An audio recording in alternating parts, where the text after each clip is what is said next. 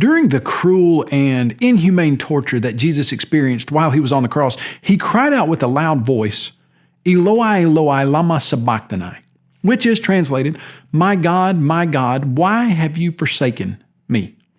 Even those who were at the cross had trouble understanding what Jesus meant. Some said he was calling for Elijah.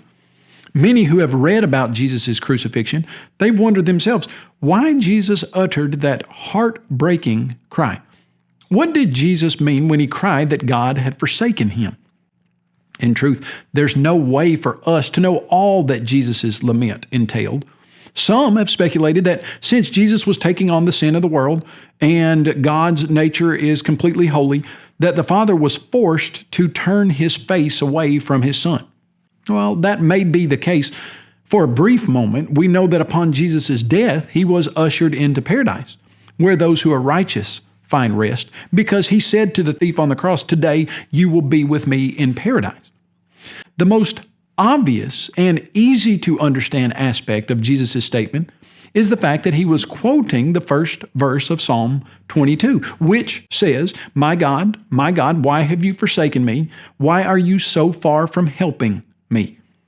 King David wrote this psalm in about 1000 BC, and it had been memorized and sung by the Jewish nation for more than 1,000 years before Christ was crucified. Those Jews who were familiar with the Old Testament, who were at the crucifixion, would have immediately recognized Jesus' statement as a direct quote from the beginning of Psalm 22. And a close look at the latter parts of this psalm reveals some remarkable prophecies. Verses 6 through 8 say, but I am a worm and no man, a reproach of men and despised of the people. All those who see me laugh me to scorn. They shoot out the lip. They shake the head, saying, he trusted in the Lord. Let him rescue him. Let him deliver him, since he delights in him. These were the exact sentiments and statements of those who mocked the crucified Christ.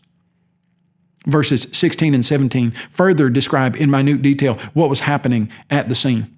They pierced my hands and my feet. I can count all my bones. They look and stare at me. They divide my garments among them, and for my clothing they cast lots.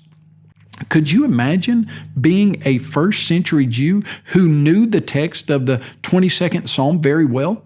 Imagine watching the soldiers at Jesus' feet casting lots for his clothing. Exactly like the psalm had predicted 1,000 years earlier.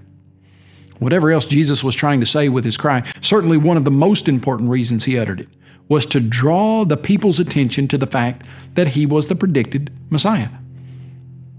It's no wonder then that when the resurrected Christ met two disciples who were confused about his identity, we read, then he said to them, O foolish ones, and slow of heart to believe in all that the prophets have spoken.